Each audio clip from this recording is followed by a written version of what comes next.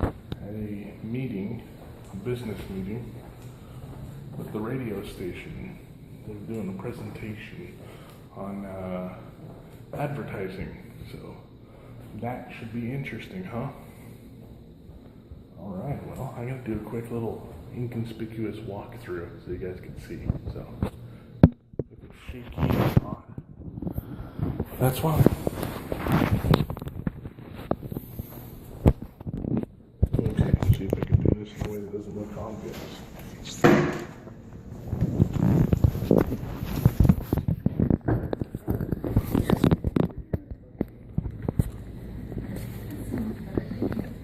Hi.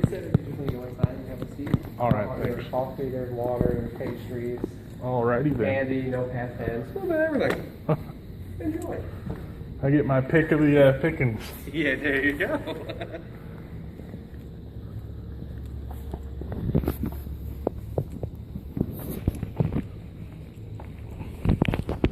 Get myself something to eat. I'm hungry.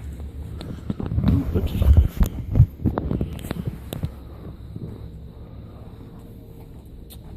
Turn away while I grab myself a Coke.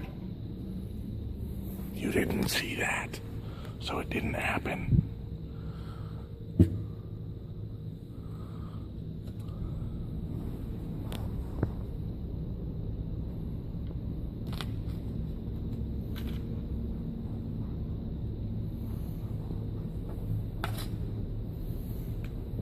How are you today? I'm wonderful. How are you?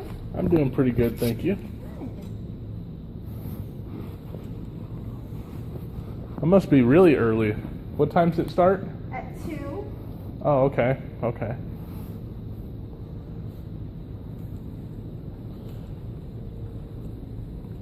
Are you a part of the presentation or do you work here? I work for the radio station. Oh, okay.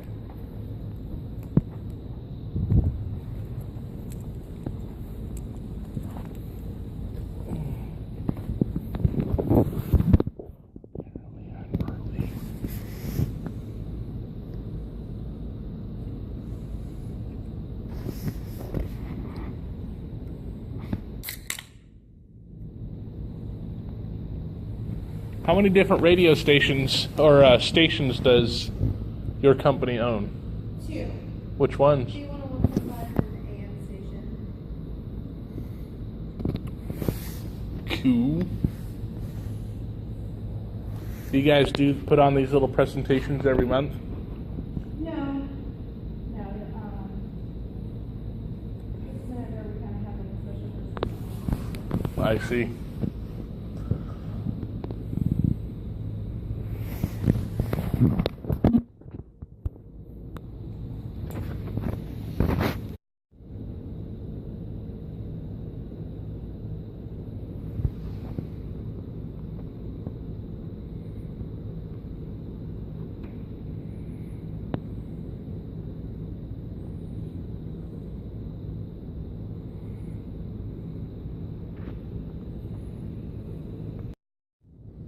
So I'm just giving you guys a little walk around, showing you what it is that I'm here for, who I'm working with.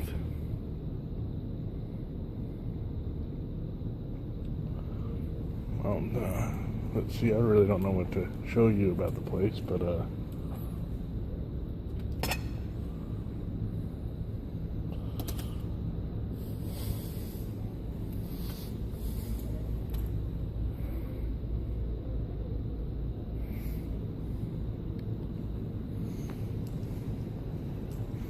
very interesting that I'm working on with radio people and working on trying to get on the radio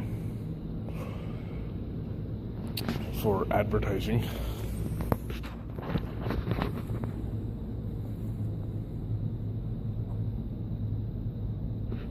He's using a Mac. It's an insult to me. Anyways, apparently I'm like 20 minutes early, or 30 minutes early. So, I'm Josh.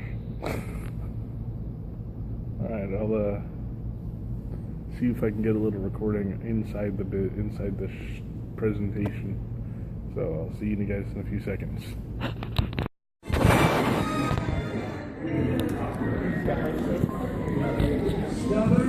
Oh, we should be getting started any moment.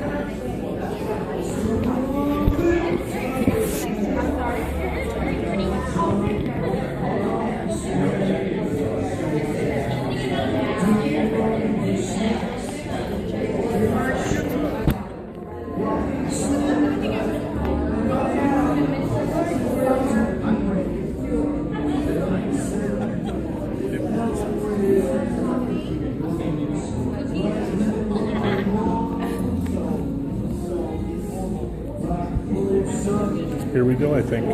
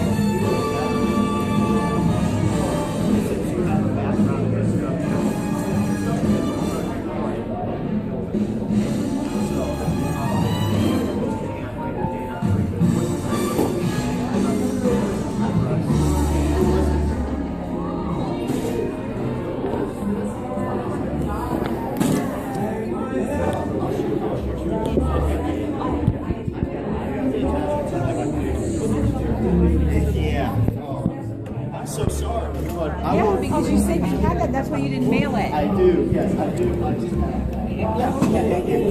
about that, how we stand fire like that. It's like, I'm sorry,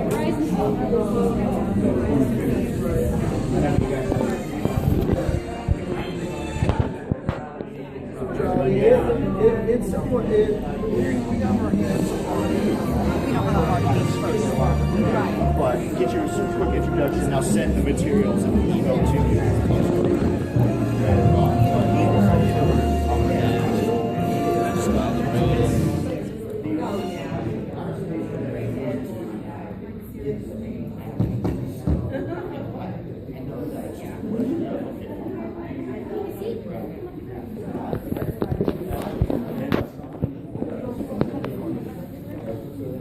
I wouldn't say Hey, Josh.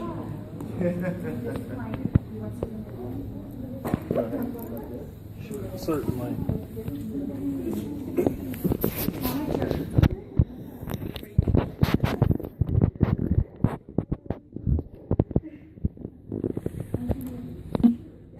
Taking time out of your busy schedule. Before we get started, being a radio station group, we have to give something away. Now, there was a rumor that we're giving away a new Cadillac this afternoon. I don't know where that came from. But That was Alexis. we do have a $25 gift card from Brock's Riverside Grill. Great for a couple of cocktails and some appetizers and a quick afternoon out. So let's see. Wise guy, go ahead. And the name is? Rob Warlick. Thank you. Well, you know, as a radio station group, we sell a lot of advertising, and we feel like there's an obligation that we have to the community of advertisers to not only just provide great products, but also an education, and that's why you guys are here today. If you get nothing out of this other than, okay, hey, 2 or 3 good items I can carry with me, that's fine. If you get a lot more than that, that's even better. We have brought to Fredericksburg a gentleman who's been doing this for over 30 years. He has been everywhere from Hong Kong to Ireland with this program. Hundreds and hundreds of people he's been in front of, companies from mom and pops to multi-million-dollar companies he has consulted. When you first hear him, you'll recognize that he ain't from around here, okay? But I think you'll get a lot out of this program. Please give a warm Fredericksburg welcome to Matt Hackett. Thanks, Mark. And thank thank you to you guys for turning up this afternoon. I know that you have busy days already and more things to do probably, and so you don't want to be spending too much time sitting here listening to me bang on too long about advertising. So I'm going to try and expedite the process, which means maximum information in the time that you've so generously set aside this afternoon. To begin with, seeing as we're here to talk about advertising, I think probably the best thing to do is to start by watching a few ads. I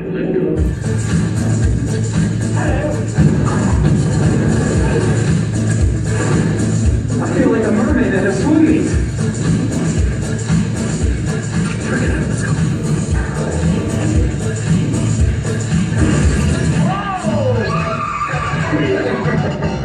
That's so funny.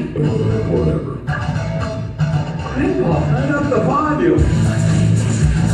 I can hear you now. Release the hound. Good.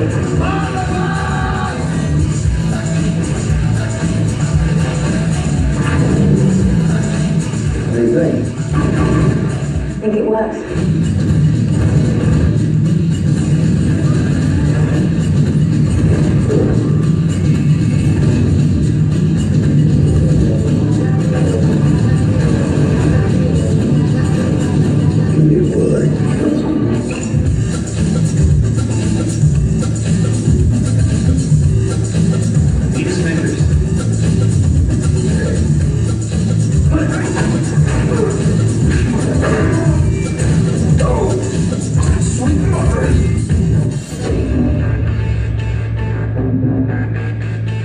Dear Kim, your breath is unreal.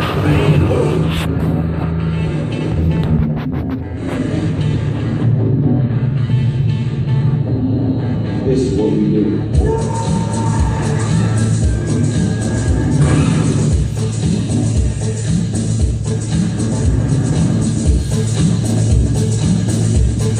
Let's see coverage. 2 or 3 years, they're all kind of squished down into 2 minutes. Most of those featured in Super Bowl ad breaks, so you probably recognize a few of them. And I think you can probably also agree with that last sentiment as well. I travel all around the world every year, and I meet literally hundreds of advertisers, and we have conversations about advertising. And the conversations I have are often very similar. Most advertisers will say to me, sure, I know advertising is important, it's necessary, it can be effective if it's done right. But also, usually people will say to me, the whole process of advertising feels like it's kind of frustrating and it feels like it's expensive.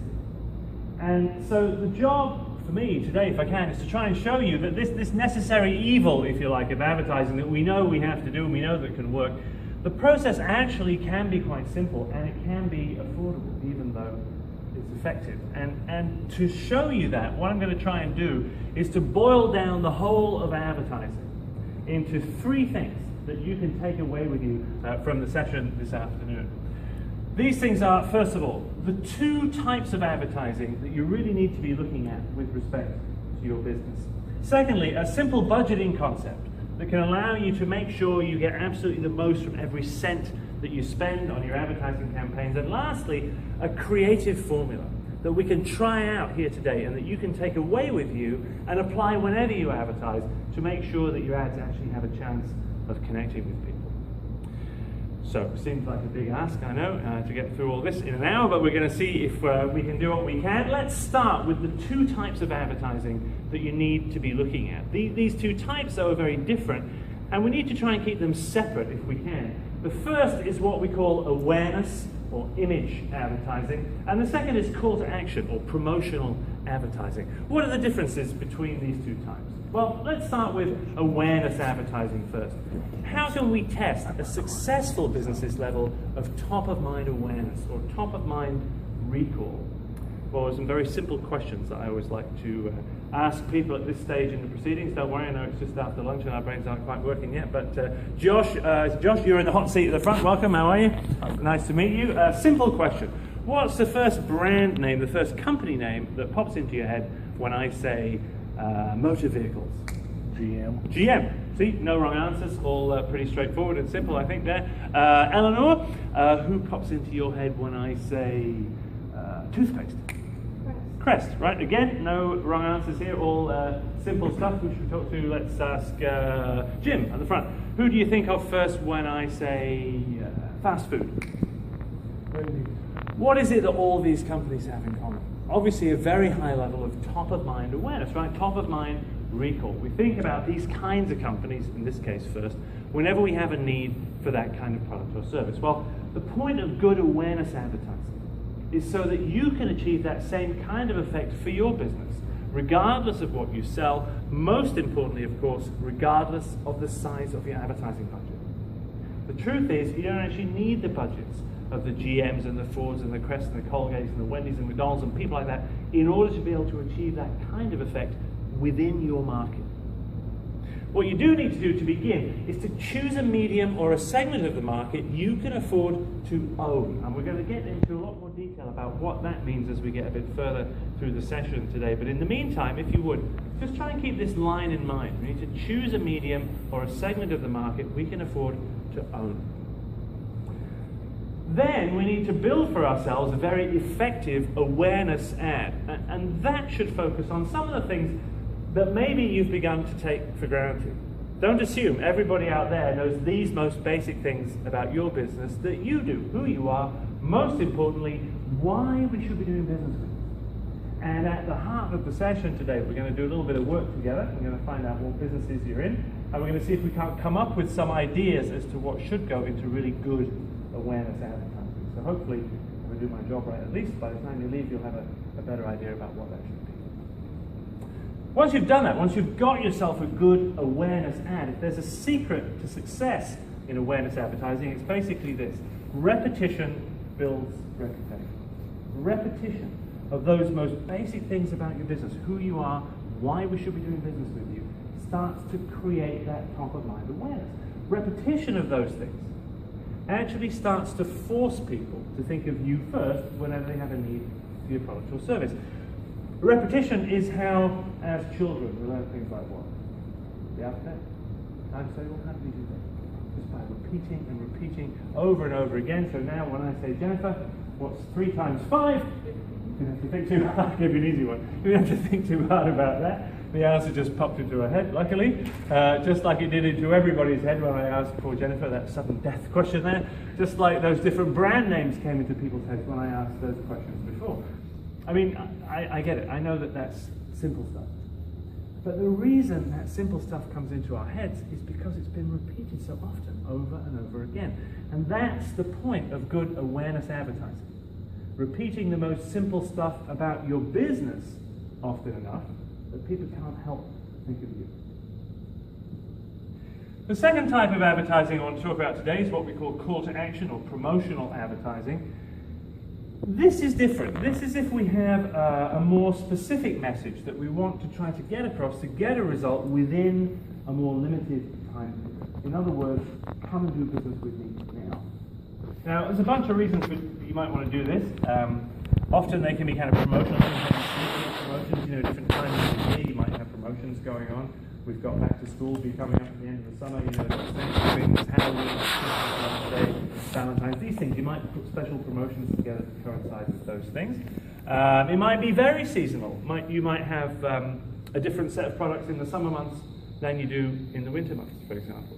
It might be a sale that you're having. You might be having a discount, for 2 weeks only, everything 30% off, something like that. It might be a regular promotion. You might have, like a Taco Tuesdays or something like that happens every week that you want to tell people about. Could be more complex. It might be a new product that you're launching or a new store that you're opening. Anything really where you're saying to people, look, this is going on now. Get out of your seat, get on the phone and come and do business with me.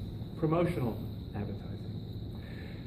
And these two types of advertising, awareness, just repeating the basics about yourself over and over again to stick in people's heads, and call to action, promotional advertising, they are different. And we need to try and keep them separate if we can. In fact, I'm a great believer in using both of them, but keeping them separate in our campaigns. And I'm going to give you some examples. We'll start with some TV to begin with. I'm sure you'll recognize the company straight away. We're going to start with an awareness commercial of theirs to begin with. Just see if it helps explain what it is that I'm talking about. Hey, you're late again. 4 minutes. You're always late the exact amount of time. I was late. No, you're always late. Whoa. 9 o'clock. Shh, don't stare. Just look overly encouraging.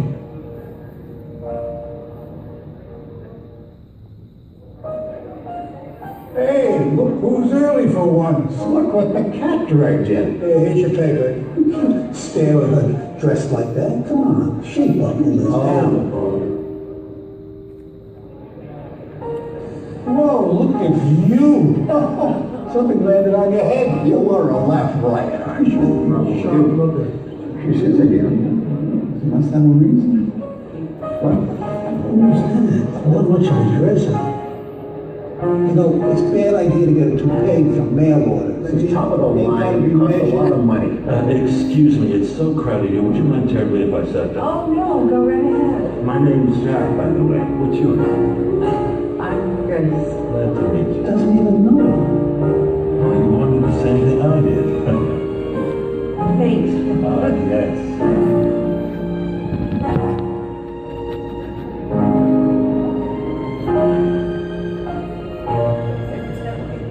She must like beards. You should have put that thing on your chin instead of your head. Nice ad. Right, no price point. You can watch the ad and hardly know what it is McDonald's sells. That's not the point of the ad. It's just there to make you feel good about McDonald's, about the kinds of people who can go there. The branding goes all the way through, right? So the two old folks are sitting by the window, the M is in the window behind them the whole time. The music actually is a piano rearrangement of the jingle that comes on at the end. And then at the end they have the branding, the name, the slogan, the logo, and so on. So it's just there to repeat and repeat. It's an awareness ad and to keep them top of mind. Now let's take a look at a call to action ad they had for a promotion over a more limited time period. Dollar's down again. Oh, it's brutal. No, it's feeble. It's dropping like a lead balloon. That king. It's It's just in free fall. It's pathetic. Hey, there you go. What do you got there, fella? Double cheeseburger from the dollar menu. Did I say weak? That dollar's looking strong. Dollar's looking good. Very good. Hey, and how you fixed on fries, buddy? I'm good on fries. Thanks, Dave. That's cold. Just let him ask. The McDonald's beefy, cheesy double cheeseburger. Just one of the extravagant choices on the dollar menu. So here, a very different approach, right? They have a specific set of products at a specific price they want us to know about. They're featured very heavily in the ad. At the end, though, they still wrap up with the same branding, the name, the slogan, the logo, and so on. And all the most successful advertisers do this. They separate out their awareness from their call to action. And not just on the TV either. Here's an example of a print ad for Colgate Optic White. Again, no details. It's an awareness ad, right? So no details of the product, really just a nice big shot of the product, and of course a beautiful set of white teeth there that clearly she achieved simply by using the toothpaste there.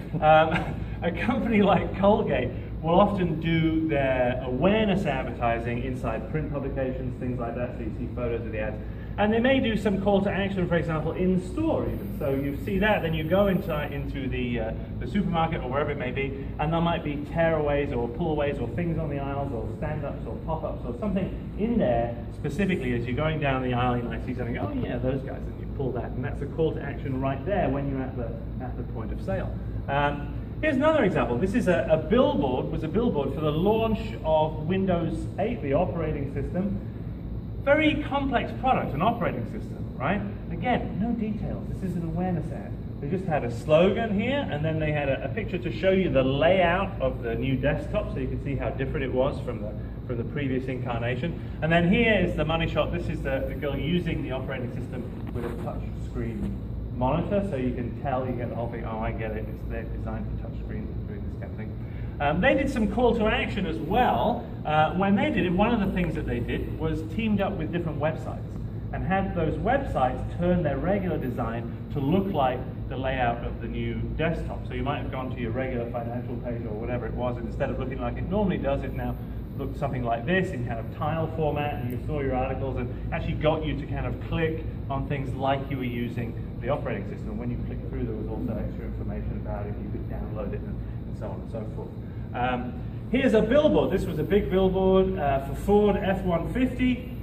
Again, no details about the product. It's the big, sexy, rugged shot of the truck and the name. Car manufacturers usually will do the awareness advertising like this themselves on a national or a regional level, and then very often leave the call to action advertising to the local press or local media or whatever. So you might see something like this, maybe on a billboard or on TV, and then in your local newspaper, for example, you might see something like this. So it's a particular dealership, right? And then this is the money you spend, and this is the particular terms, and so on. The important thing to remember about awareness and call to action is that this stuff doesn't really work unless you've already had this stuff going on. You have to create the knowledge, the want, the desire for the product in the first place before a promotion for it is really going to be effective. And in my experience, particularly on a local level, this stuff is kind of often done okay. This stuff is often done less well, or even not done really at all. And I think I know why. It's harder, right? I mean, it's trickier, you have to be more creative, it's harder to schedule, you don't really know how to go about doing it, and so on. But it has to be done. So how do we go about creating good awareness advertising on a local level? Well, to show you how to do it, I want to first show you how not to do it. Because in my experience, over 90% of the business owners I'm talking about the advertising and their awareness the incorrect way. All right? So just for my own benefit, if you don't mind, quick show of hands, how many of you here any experience in having to think about advertising for your business? Talk to media companies, write checks, spend money, okay, all that boring stuff. Okay.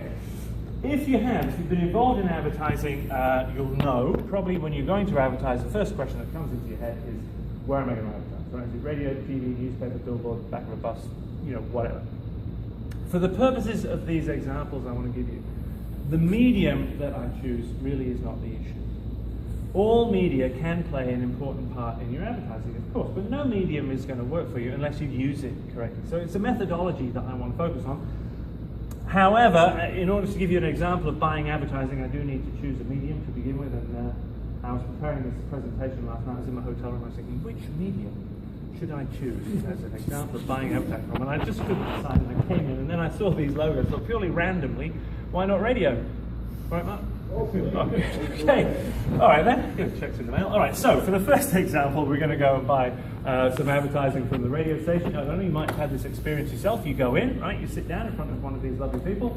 First thing that happens is the rate cards come out, right? We start having a look at the price of the ads, right? We start having a look at the footprint of the station, all that kind of stuff. We figure out how many ads we can afford. When we've done that, maybe then we have a creative conversation. Start to write down everything we think is important about our business that we want to include in our ad. We might even try and then spice the ad up a bit, maybe add some tracking mechanism in there or something. I've heard people say things in their ads like, if you hear the ad, let me know when you come in, I'll give you a 10% discount, something like that. Anyway, we get all that together, and then of course the last stage is we get our checkbook out and we write a big check and we hand it over and the ads start to run. What happens when those ads have been running for a while is that our awareness level among the people who listen to that station obviously begins to rise, right? People start to hear the ads and start to understand what it is we're doing, maybe why they should be doing business with us. In fact, we might start to feel like we're actually getting a bit of traction, right? Maybe some people come in, tell us they've heard the ad, maybe we give away a few discounts, think, oh, okay, this is happening, this is working. Often though, actually just when we are getting to a point where maybe we're starting to getting some result, that's also then that we have a tendency to do what? Stop, right? Maybe the money's run out, maybe we think, okay, now it's happening, I can pull back a bit, right? Maybe the campaign's come to a natural end, whatever it may be. What happens though, almost as soon as we stop that advertising, our awareness level begins to fall again. In fact, if we leave the ads off air for long enough, it can go pretty much all the way back down to where it was when we started. More important, whatever it is that your competitors are doing with respect to their advertising is going to start to take top of mind awareness over you. In other words, people are going to start to think about them first instead of you first. Well, a few weeks, sometimes maybe even a few months go by, you kind of find yourself in a bit of a tight spot again, a bit of a squeeze. You'd like to get some business going, get the tills ringing, get the doors swinging, whatever it may be. You think, what shall I do? You think, you might know, do some more advertising. And we think back to the last time we advertised. Okay, a few people said they heard the ad, but I didn't really get that bang for my buck, I would say. I didn't get that return on my investment. I I was expecting. And this is the conversation I have most with advertisers. Like, a lot of people say to me, I get it. I know I'm supposed to advertise. It just feels like I spend money and I never quite get back from it what I should. What was the problem? What went wrong? Maybe my medium was wrong. Maybe radio doesn't work. Maybe my ads are wrong. Maybe I'm writing the wrong stuff. Maybe I need better special offers. So this time, perfectly natural reaction, I'm going to change something, right? So maybe I'll change my medium. Maybe I'll go down to the newspaper instead. So I go on down to the newspaper, sit down in front of those guys, they say, how can we help? I say, well, tried radio, not so great. They say, no problem at all. We start to have a conversation, look at the rate cards, figure out what size of ad, how long, all that kind of stuff. Then we start to write down everything we think is important about our business. We put that down as well. This time, though, maybe we put a coupon, right? So it's a newspaper. Coupon in there, maybe 20% off this time. Cut that out, bring that in. Write the big check, hand it over, the ads start to run, and again, the same kind of thing starts to happen. After a while, among the people who read that publication, our awareness level begins to rise. We start to get some kind of response. Maybe a few people come running in, holding coupons in their hot little hands, and we give a few things away at cost.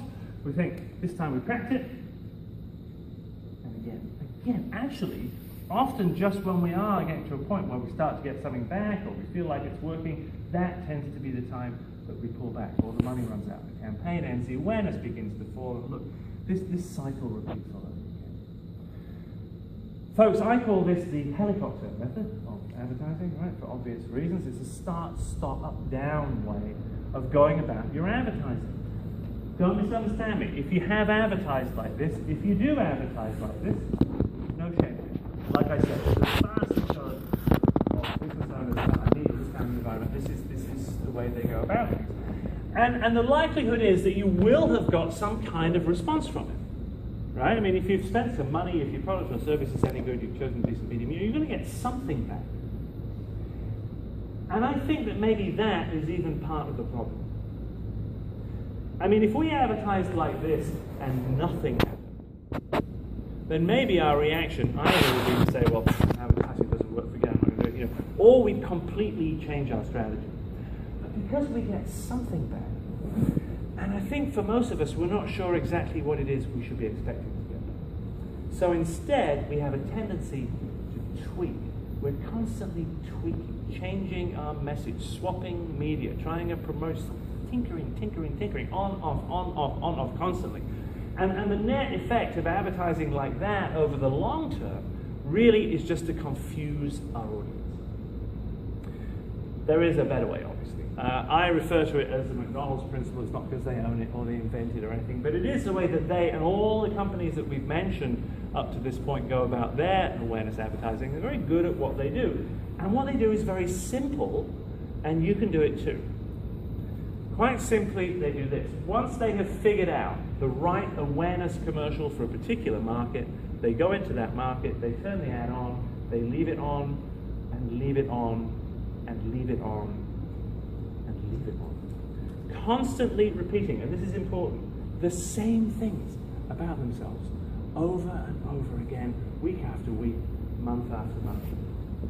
When was the last time you saw a McDonald's TV commercial? The content of what they were trying to sell. But you take a note. Price of fries. Of course not. We know everything these guys sell, right? We know where they are, we know how much it costs, we know everything about them. So how come, if we know so much about them, they keep advertising? Because they know. They know almost as soon as they stop, their awareness level relative to their competitors is going to start to drop.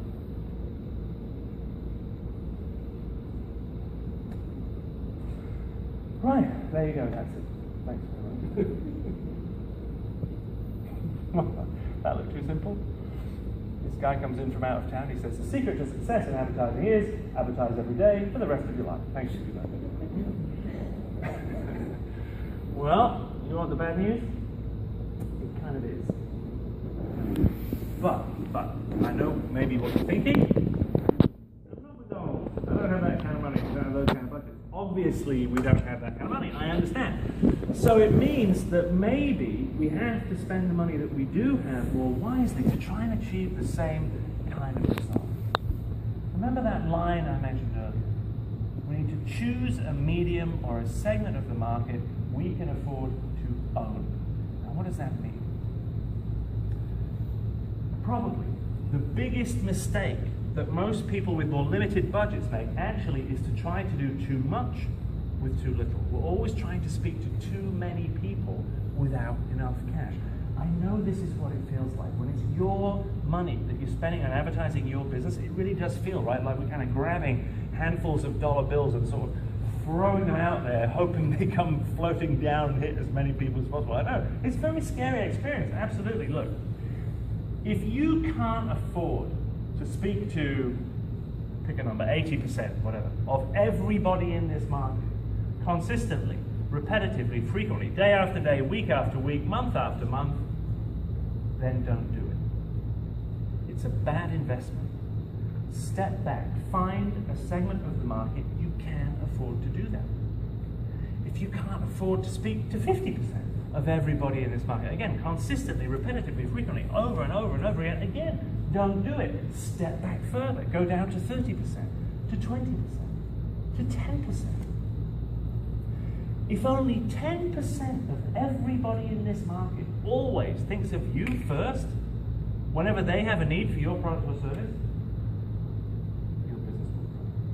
Absolutely, absolutely. Then as your business grows, you can gradually increase your advertising budgets, right? Using the additional money to speak to more and more people, but keeping the repetition going over and over again. If you're forever aiming high, you will forever be disappointed. This is the problem. Let me quickly try and put it mathematically for you in numbers. I know that you like to think that way sometimes. I don't know if you've ever bought advertising from an agency, maybe, or a rep firm or anything like that. If you have, they may have told you the price of advertising at its simplest is really just based on two things: what we call reach and frequency. Right? Very simple. First of all, reach. How many different people will read, see, or hear one of my ads? Right? So let's say I've got a bunch of ads on the radio. How many different people will hear an ad once? Right? Frequency. How many times will those people read, see, or hear one of my ads? Okay, so instead of trying to speak to 1 million people 4 times each, I'd much rather that you spoke to 10,000 people 400 times. Now, both those things actually should cost you about the same amount of money, because that's the way the formula works, right? 1 million times 4 is the same as 10,000 times 400. But which do you think is going to give you a better result? Which do you think is going to work harder for you? Gretchen, if I could wave a magic wand right now, right, and I said, okay, for your business, you have a choice of one of two things.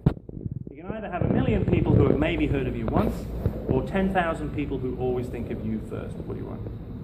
10,000. Everyone agree? Anybody want the million? I'll sell it to you. Of course not. When I put it that way, everybody's like, oh, 10,000 please, 10,000 please. But we don't advertise that way most of the time. And we have to. We have to. Guys, this is your hard-earned money that you're investing in the growth of your business. You have to take control of this, because unfortunately, not a lot of other people are going to do it for you. Right? You need to walk into these media companies. You need to take that bag of money that you would normally have thrown around. You need to walk into these media companies, stick it down on the table and say, hey, I need to be on with you 6 months minimum. Fix it for me. And if they tell you that they can't, what are you going to do?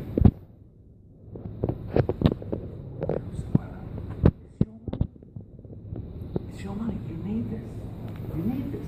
Now, if you're newer to advertising, or you haven't advertised in this way before, this is going to take some time, right? It's not going to happen overnight, unfortunately. It could take 3, 4, 4.5 months, maybe, of repeating the same stuff about yourself over and over and over again before you really start to get inside people's heads, right? It takes that long for people to kind of remember this stuff without thinking about it. In fact, it could be, depending upon the money that you're spending or the size of your market, the medium you've chosen, and so on, it could be around this 4.5 month mark, your awareness level among the people you've been repeating to begins to peak. All right? Then all you need to do to keep that awareness at that level is to keep those ads out there. Again, constantly repeating the same things about yourself, day after day, week after week, month after month. This is called an awareness base. This is a bunch of people that you have trained by repeating the most simple things about yourself over and over and over again so that they always think of you first. And quite honestly, it doesn't matter so much how large or small that bunch of people is. That's a factor of your budget. If your budgets are larger, you can speak to more people that often. If they're smaller, you'll speak to less people that often. That's okay. But you need this place to begin. These are people who have already decided whether or not they might want to do business.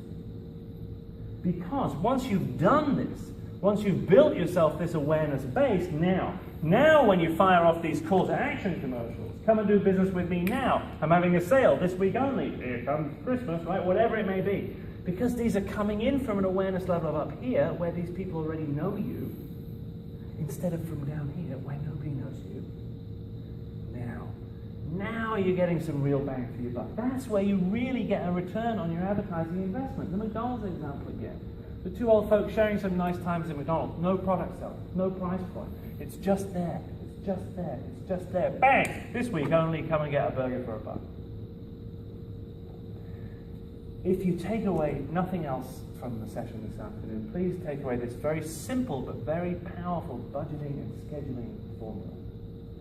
An awareness base created by repeating the most simple things about your business over and over and over again to a bunch of people you can afford to. Running underneath and separate from the call to action promotional initiative. And look, if you can't afford to do both of these at first, that's okay, but get rid of that one. Start here. Because this really is where everybody needs to be. Make sense? Okay. Good.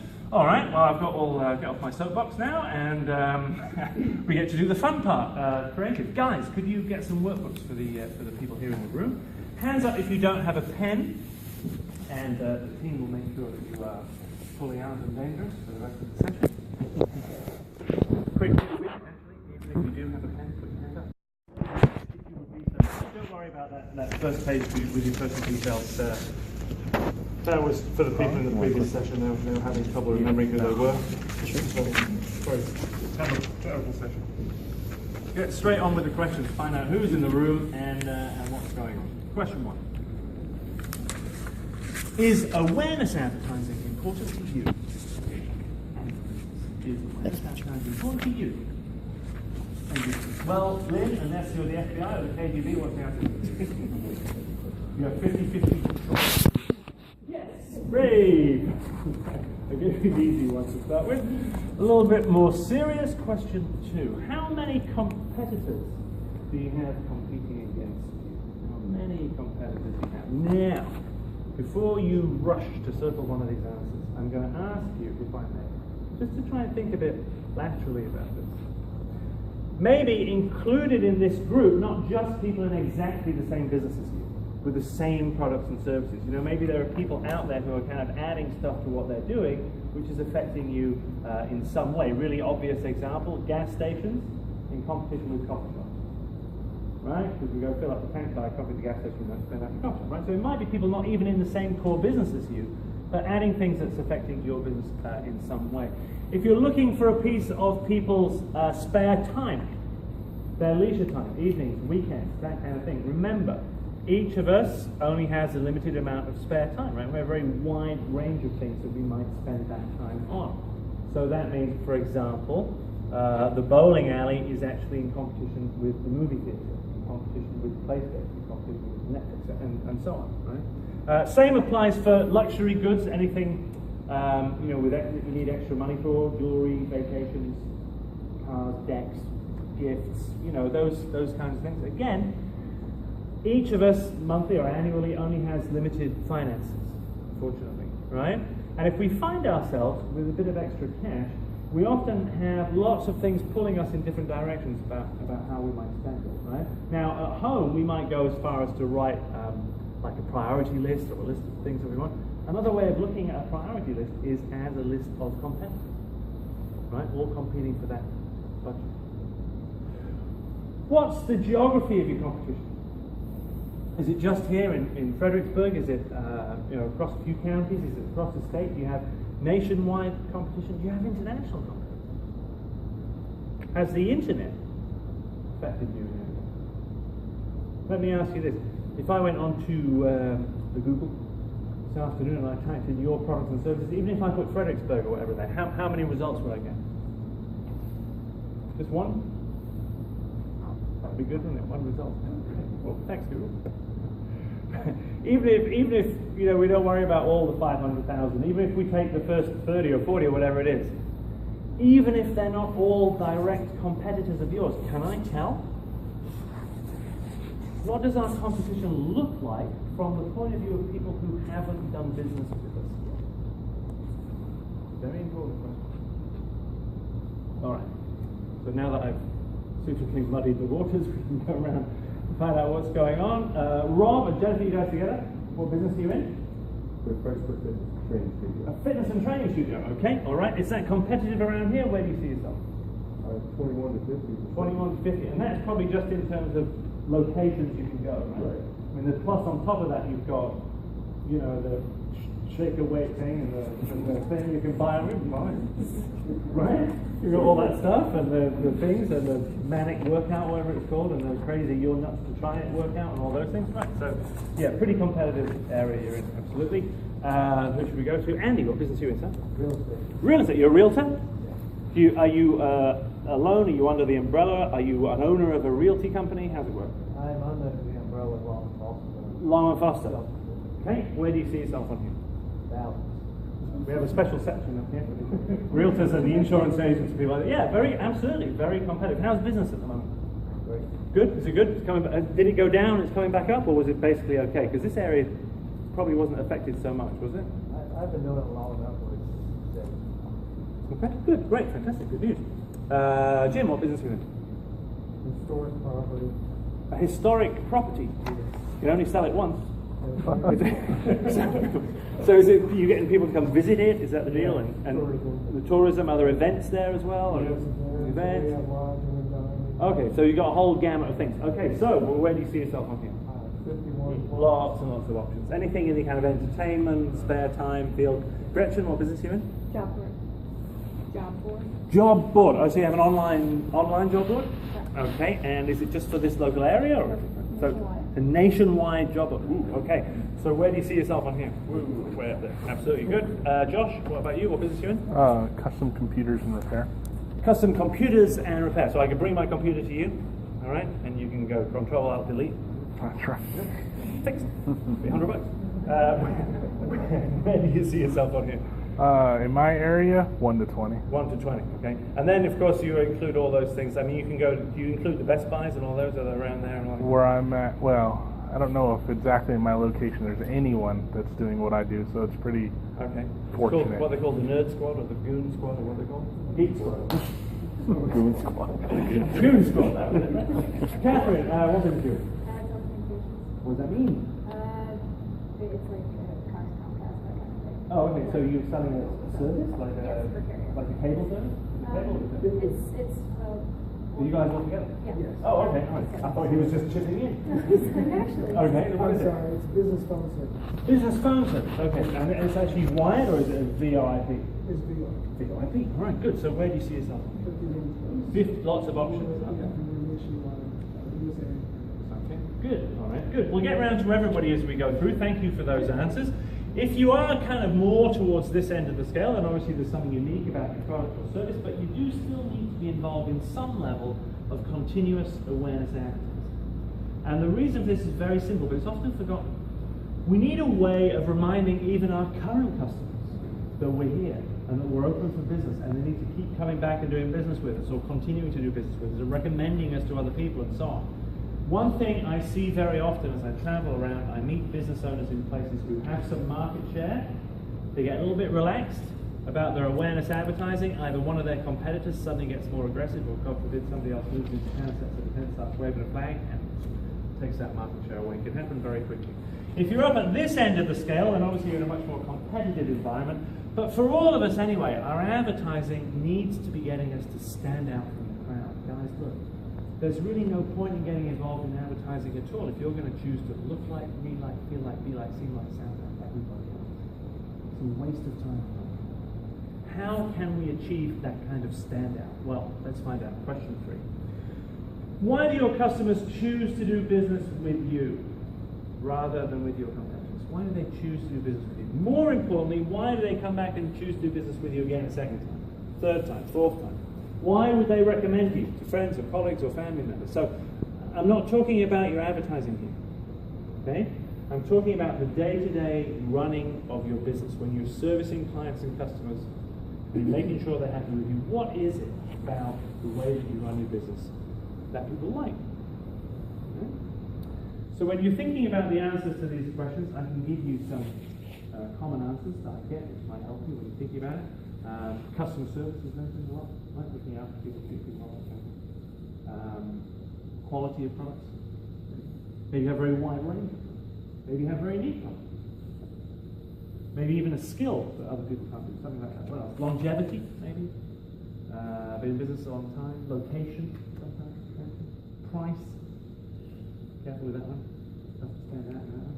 So what are these things? What are the kind of things that you contact? Now that's all about Lynn. What business are you in, Lynn? A trade organization. Okay, so what trade? What do you organize? Okay, so they come to you and you help promote realtors in general, and then someone can go to you and you will send them on to a realtor, or how does it work? No, actually, we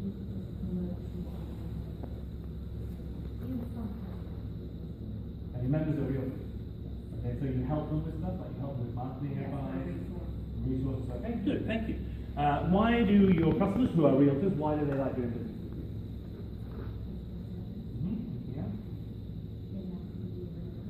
Okay, they have no choice. I was once, I'll tell you a true story. I was in Taiwan once, and I was doing a session kind of like this, and it was all very like top level CEOs of big corporations, and the CEO of Microsoft for Southeast Asia was in the room, right? And I actually asked the same question. Why Microsoft, Jan, and why do people do business with Microsoft? Because they have no choice. Right, okay, moving on. Moving quickly on. All right. Sad day. Okay. For Lex, what business are you in? Mobile bartending. Good. The bar moves with you as you move. Bring this bar over. So you set bars up at parties and at weddings and events like that, and usually ours is more income. okay, but that's not my question. My question is, why do people like doing business? Okay, so the service is good. Okay, customer service is good. Nice range of drinks. Okay, arrive on time. Clean up after yourself. Okay, good. You don't have to mix a drink. All that stuff. All right, good.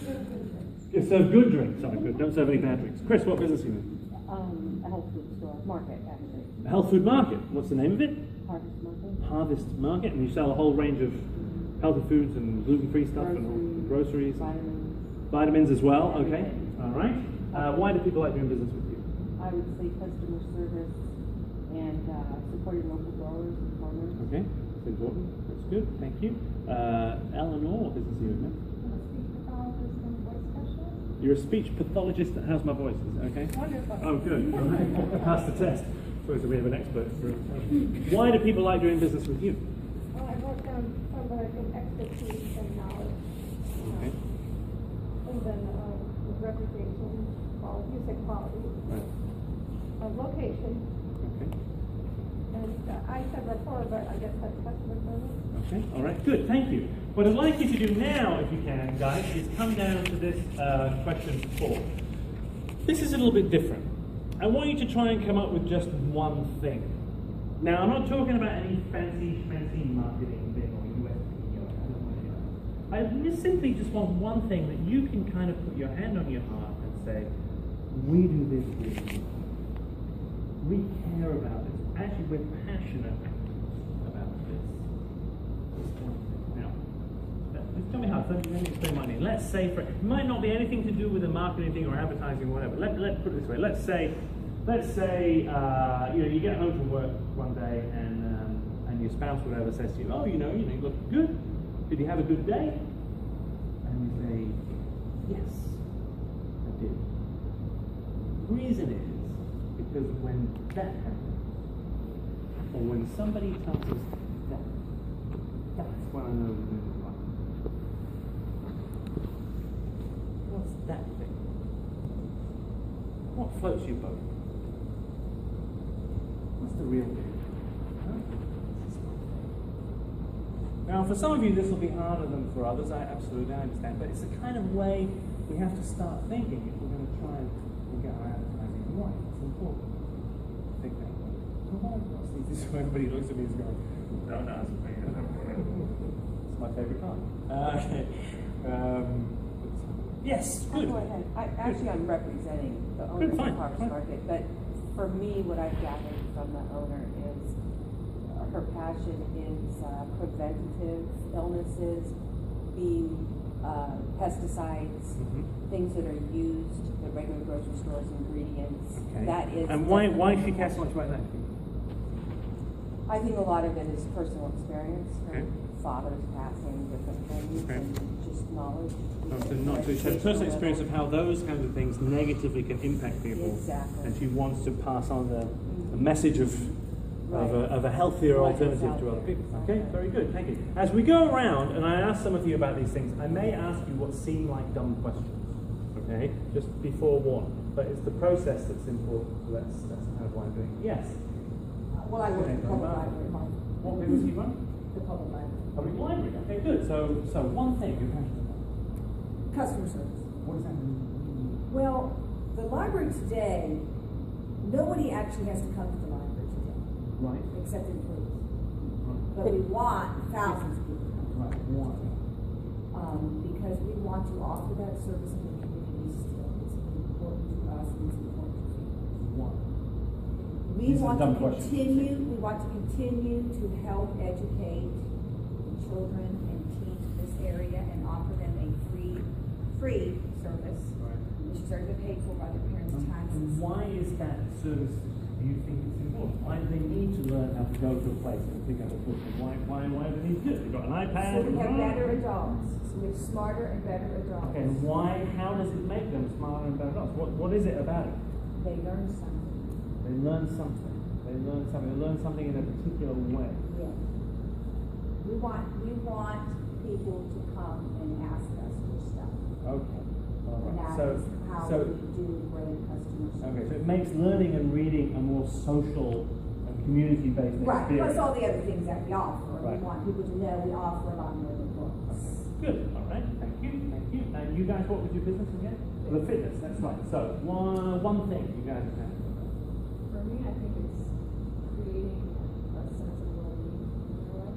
So getting off medications, feeling my energy, looking in the mirror and liking what they see. Oh, very good. Okay, nice. So, and why do people want to do that? That's the question. Why? So they can live a longer life. Do people like looking in the mirror and not liking what they see? They don't, do they? A lot of people do, don't they? I mean, look, they're not like what they see. Absolutely. Jim, one thing you're passionate about. For me, it's the landscape of the property. Okay. Because we say point of difference between the competitors, but we've got so many competitors Sure. in so many different areas. So what's great about landscape? Well, we have 1,900 acres, and We have a bunch of things, and then I say let's go down to one thing. So it means that maybe we need to let some of this stuff go. Please don't misunderstand what it is I'm about to tell you. In the day-to-day running of your business, when you're servicing your clients and customers, making them happy doing business with you, make sure they come back, and so on and so forth, all the things that you mentioned here in question 3 are vital, right? If you don't deliver this stuff, you don't stay in business. However, to talk about most of this stuff inside your awareness advertising is what I refer to as boring, rational argument. It doesn't need you. Why? Because it tends to make us all saying, now look, everybody here is in a completely different business, right? Yet when I go around the room and I ask for these answers, a lot of them are very similar. Service is good, we got to be good. Of course, there's nothing wrong with the answers. These are the things you actually have to deliver if you're going to stay in business. But if these are the words we're all using inside our ads, all our ads seem kind of the same. Customer service, second to none. What does that mean? Nothing. What affects you affects them. What affects them affects you. We're all in this boat together. You have to take your business person's hat off and put your human being hat on and say, how do things affect me? Ask yourself this question. When was the last time something like this ever happened to you, right? Maybe like yesterday, Sunday yesterday it was, right? You know, sitting at home, maybe you had a newspaper, right? You were flicking through, had a cup of coffee, you're relaxing, an ad catches your eye, you start to read it, you're like, oh yeah, oh, you've been in business 25 years, that's good. Like Thursday, customer service, second to none. Customer service? I'm going there right now. Honey, get the kids. We're going for some customer service. Get in the van.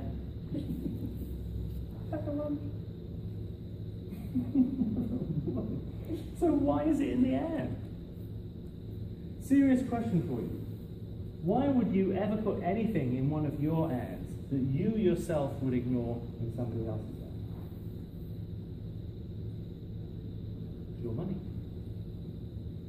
We need to get away from this stuff. We need to come down to the stuff that makes us different, not the stuff that makes us sound the same. I'm not saying the thing you came up with is the thing, but that's why I was kind of pushing and probing, what do you mean, what do you mean? Because normally it is, right? A good way of getting yourself some standout, a bit old-fashioned, but I like it, is to get yourselves a slogan. I like slogans, they're good. They help identify what's different about you and put it into something easy to remember. How many of you have any kind of slogan? Good, what's yours, John? Born for tomorrow's technology. Born for tomorrow's technology. All right, good. Anybody else? Yes, Jennifer? Get fit for life. Get fit for life. All right. Yes? Sounds great. Sounds great. Nice. Good. Very good. Anybody else got one? I've got one, but I'm not going to tell you. If you don't have a slogan, get one. You don't need an advertising department or an agency or anything to get a slogan. You can write a slogan yourself. If you're going to write a slogan, this is the rule to follow. All the very best slogans contain no more than 3 words. Why do you think that is? Easy to remember. Every cent you spend in your advertising should be about getting people to remember you. So don't make it difficult. Make it easy. Can't tell you scientifically why this is the case, but I know from experience. 4 words is a bit hard to remember than 3. 5 is getting really hard. 6 is impossible. It's just the way it is. Okay? This is how you write a slogan. Take a piece of paper and a pen and write something down. Now, what you first write down usually is too long. And I think it's fine. You start off by writing something that's grammatical, right? That makes sense. You kind of write a sentency kind of thing. That's fine. Start with that. And then pull all the sentency words out of it. All the answers, if, buts, froms, does, all that stuff. All the joining words, everything. Just leave yourself with the nouns and the verbs. And look at what you're left with. And if you had a long one, you might be left with a couple of ideas, right? Get rid of one. Focus on the other one. And then maybe swap the word order around and squish it and squash it and you'll be nearly there. Just to prove I'm not making this stuff up, and even the largest advertisers go through the same process, we're now going to play the slogan game. Your chance to win very big prizes. Cookies. I'm going to give a cookie to anybody who can answer the question. I told you the prizes are well worth fighting for. Jimmy, ready? I'm going to put a product up on the board, and the first person to shout out the slogan that goes with the product gets a cookie. All right, here we go. You ready? Eyes on the board. Product number 1. Rob gets cookie. Cookie. Yeah, good, well done. Think for a second about what this slogan actually is. Frosted Flakes, they're great. Could have written that, right? No problem. Just add a few R's and you went. Okay, a little bit harder. Here we go. Cookie number 2. It's getting cutthroat now. You ready? Here we go. Oh, this is a slogan demon. All right, very good. I don't need any more cookies. 2 cookies now. You got to eat them. Okay, here we go. This is for slogan professionals only. You ready?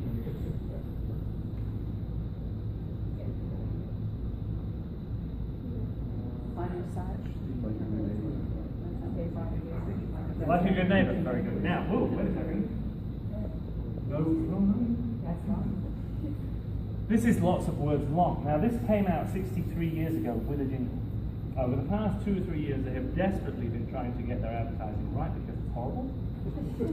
And they've gone in two directions, and in one direction they've kept this slogan. You might have seen these ads, these terrible ads with kind of young people in dorm rooms wishing they had hot tubs and stuff. And things are right, insanely bad advertising campaign, and they've kept this. On another branch, I think they actually gave the account to two agents. You know, see what you can do. And on the other hand, the guys immediately went, well, that's too long for the start. So they did exactly what I just told you to do. They started with that, and they cut it down. Alright? So it's a really good example of how you can do it. If your company name is two words, you can count that. That's one. Right? Alright, last one for a cookie for someone who hasn't gone who wants one. This should be easy.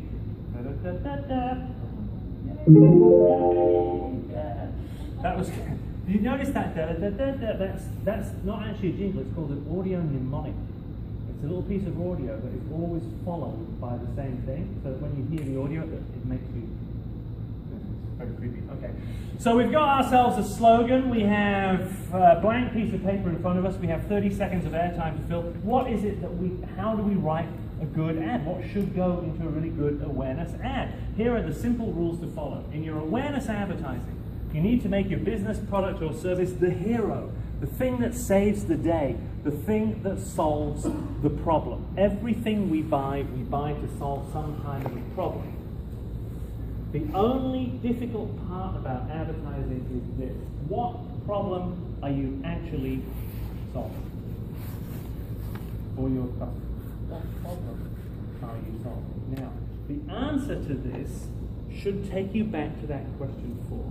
And that's why when I was going around, I was kind of going, what do you mean, what do you mean, what do you mean? Because this is what we do. What problem are you actually solving, right? So this is the question we're going to ask now. So Chris, at the market, what's it called? Fresh Market? Harvest Market. Harvest Well, Market? their slogan is farm to fridge. Okay, so what problem are you solving?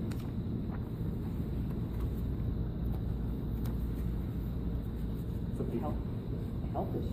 What health issues would mean? Well, it said like with groceries, with pesticides, Okay. with ingredients and products that you don't even know what they are. Good, you don't even know what they are. So we're walking around every day and we're buying products and we don't even know what's in there. And even things we think we might be buying that are healthy or say natural or whole They're grain not or whatever, organic, they're not. full of all sorts of stuff that's killing us. Let's be truthful about it, right? Chemicals, stuff, pesticides, okay. Can you help me with that problem? Yes. See? This is it. This is how we do it. All right? What problem are you solving, Jennifer? We talked about.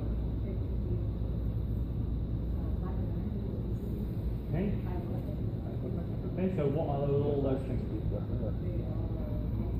Wellness, quality of life issues. Waking up in the morning, looking in the mirror, taking a long time looking. When people look in the mirror and say this ain't good, how does it make them feel? Less than they could. Can you help me with that? You can. Right. What problem are you solving, Eleanor?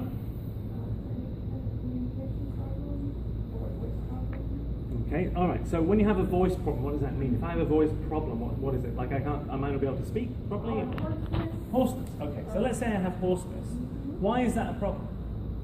Because people can't hear you. People can't hear me. If people can't hear me, why is that a problem? You feel like you can't be social anymore. You can't do your job well. You become isolated, right?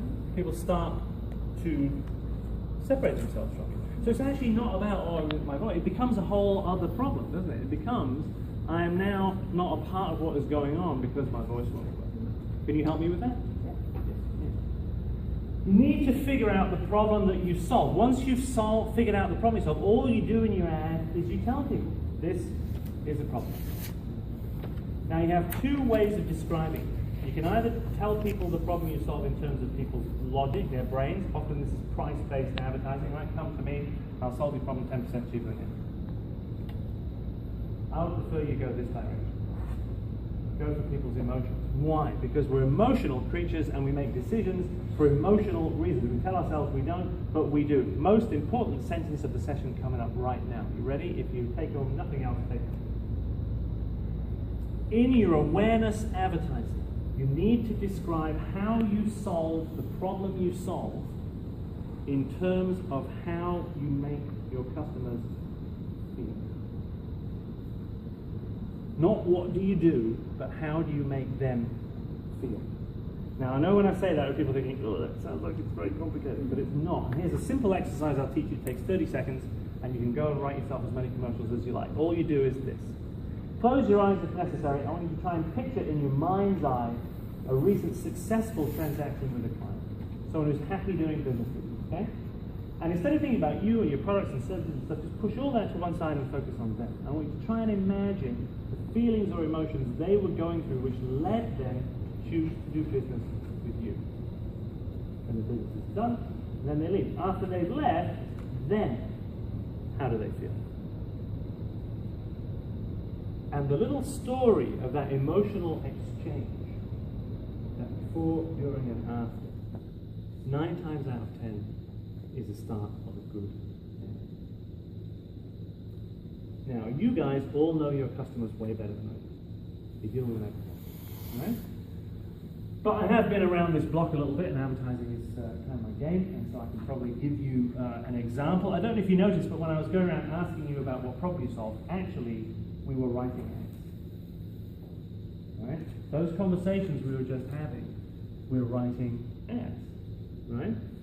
So with a couple of you, we were 95% of the way to a good ad. We'll finish yours off, Eleanor. Very simply, right? We can make this an ad. What's the name of your business? Martino, right? So we could say something like, what kind of issues? We've got hoarseness, we've got what else? Okay.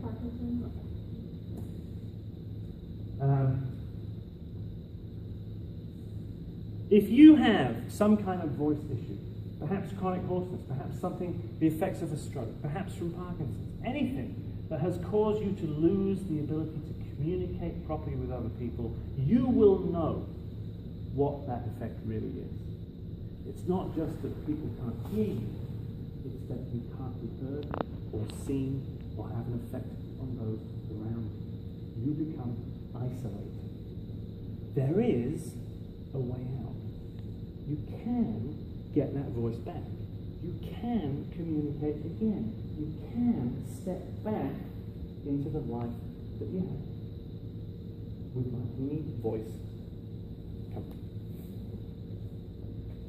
Call us on phone. So it's very simple, right? It's very simple. We don't need to get into all the specifics of what you do. But unfortunately, most of the time, we don't advertise that way. Last example, how many of you here have ever been in the situation of having been shown by friends or relatives or family members or something, colleagues, whatever, something like a home movie, you know, or a home video of maybe like a wedding, you know, or a vacation that you didn't attend? You weren't there. How much fun was that? What was it, a wedding or a vacation? A vacation. Oh, sit back, here's an hour of a wonderful place you'll never go. Right? Okay. How are we feeling when people are showing us that stuff?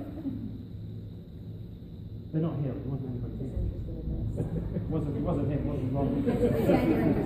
Well, okay. Disinterested at best. What is the emotional state of the people showing you the video? You see, all too often, guys, as advertisers, we are like people showing our home videos. Look at me! I've been in business for 25 years. My reputation is second to none. My staff are very highly trained. My parking lot is enormous. Here's my granddaughter. I just got delivery of a new machine last week from Germany. Germany! And our poor potential customers, like Catherine in San Diego. Bored, because the question you have to answer in your advertising is why? Why should I do business with you? Don't talk about you. Now, if you can do that, if you can get rid of all that stuff we normally clutter up our ads with, come down to this thing you actually do well that we're passionate about. Describe that in terms of how it makes your customers feel when they do business with you. Add in a slogan. Turn the ad on, leave it on, leave it on, leave it on, leave it on. You will unlock a door. When you step through the other side, your ads will start to pay dividends. In some cases, for the very first time.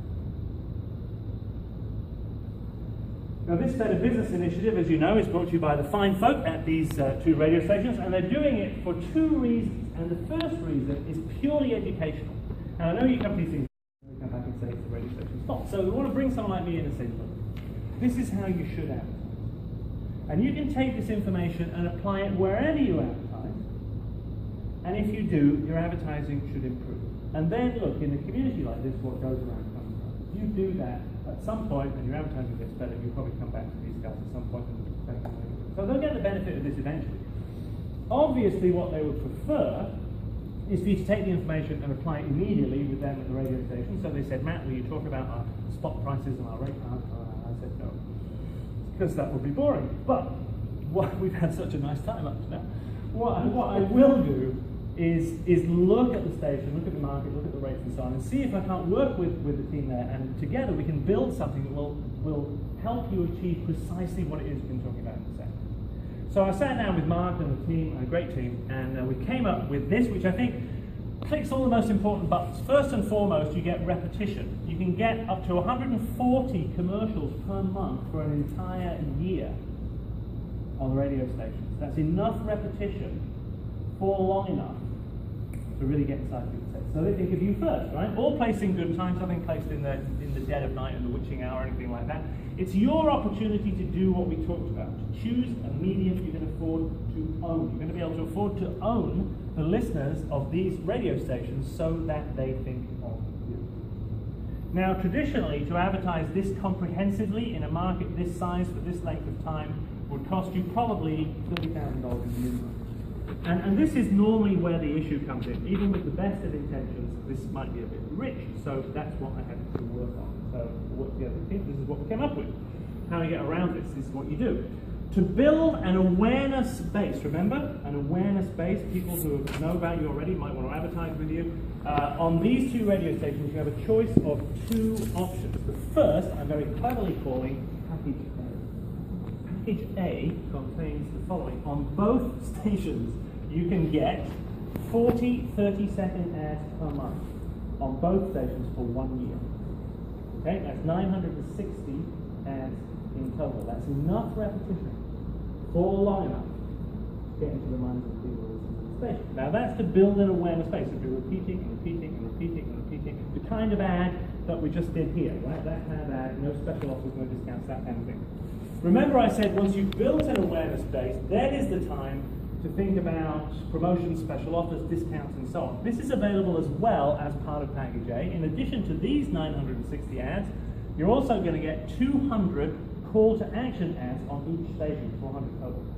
But these will be kept in a bank at the radio station. And the idea is this: when you have a promotion going on in your business, maybe a special offer or a sale or whatever it may be, you call the station, you say, hey, I'm having this sale next month, can you take 40 of my call to action ads, can we make a special ad for my sale and run all those in the 2 weeks prior to my sale, on top of, meanwhile, all your regular awareness commercials still going out.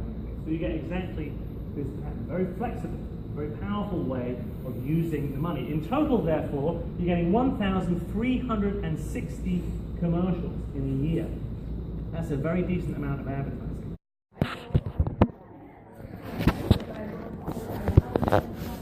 Where are you from?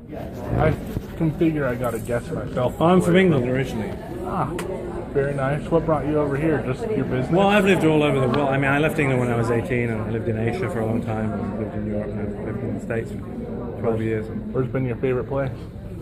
Well, I live in San Francisco, and I love San Francisco.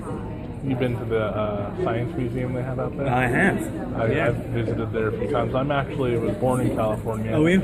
Raised in Upland. In Northern California? Yep. I was raised between Utah and Nevada. Oh, okay. And I'm actually going out there to Nevada, Reno, next week. Right. To visit some friends. Oh, good. Reno's a boring place. wild and wacky time. And boring.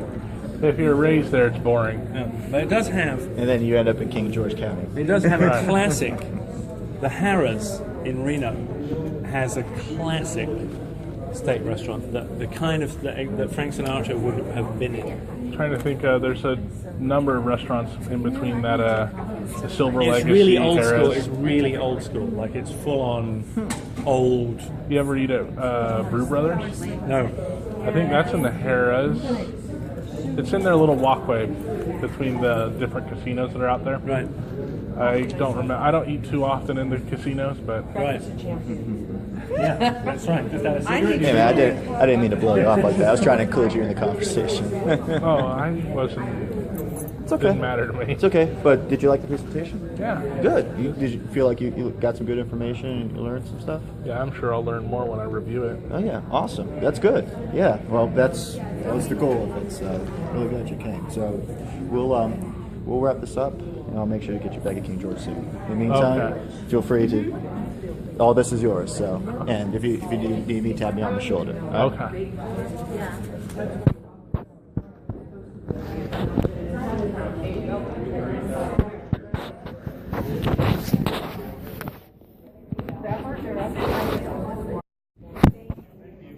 So are you the boss of the radio station or just the advertising? I'm the boss of the radio station. Yeah. Well, that's pretty cool. I'm new out here, so I haven't really had a chance to get to know any of the local stations. So yeah, B is a B101.5 is a female-oriented, family-friendly, soccer mom kind of radio station.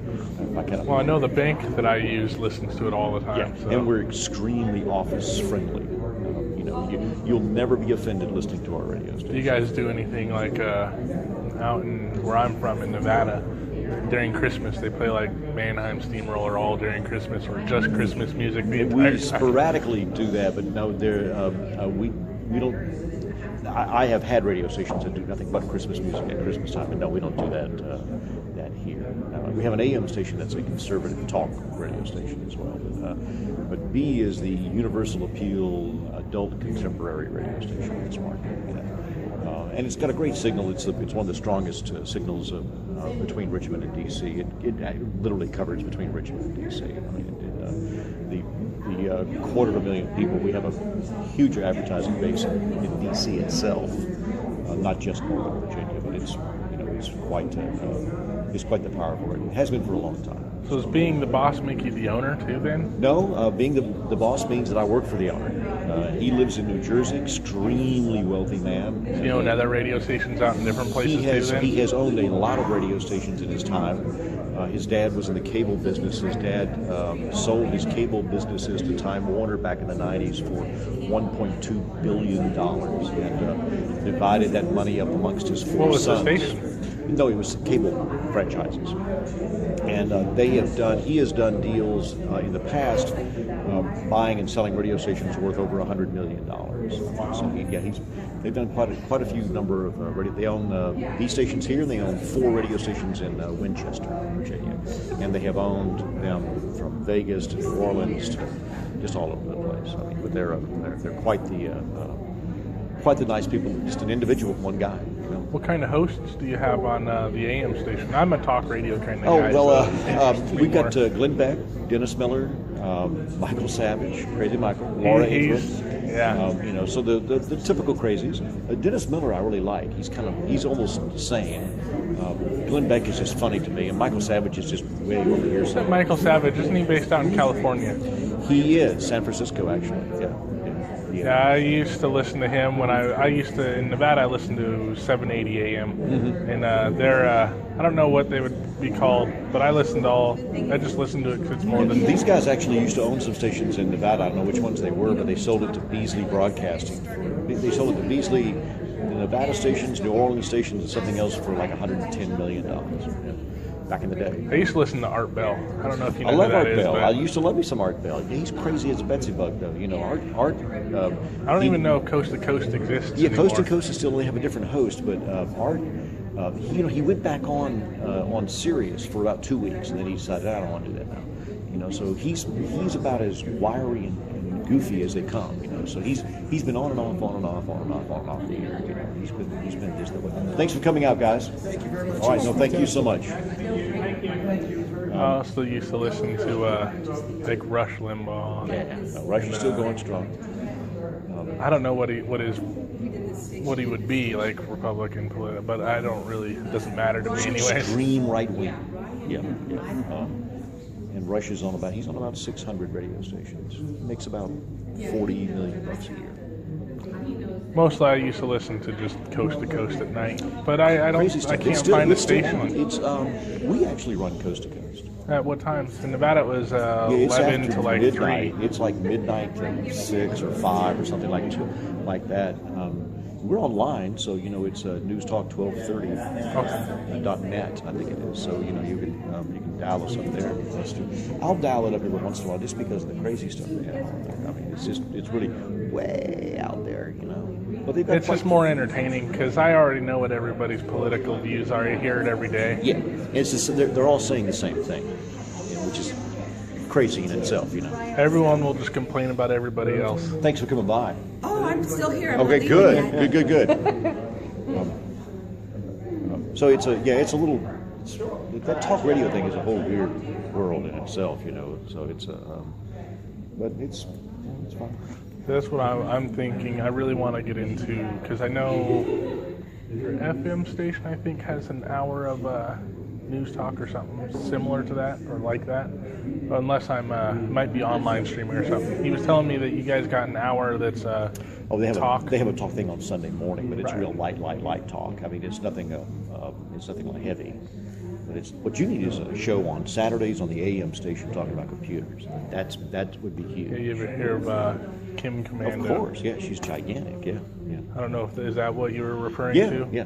People call up, they got a computer problem, you answer it. And that's how you build a reputation. I'm such a new business that I can't guarantee what kind of money I make next week, let alone next month. Sure, but I'm telling you, from a idea though, it's very inexpensive to do something like that, and that's one good way of building a reputation in the market. Is that. So it would be you who goes to church with Mike's parents. Ryan.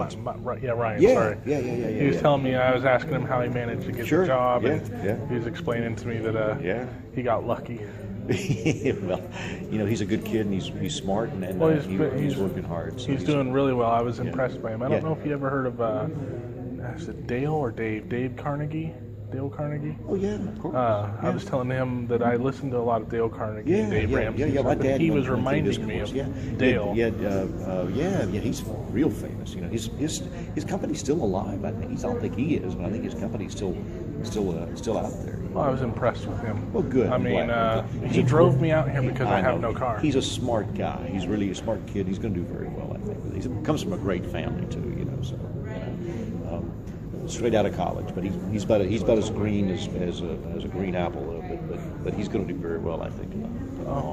Green apples taste good, so he might be he might be good for you. Well, we'll be seeing you again, man. I appreciate you coming by like this. Well, I appreciate everything he's done for me. Good.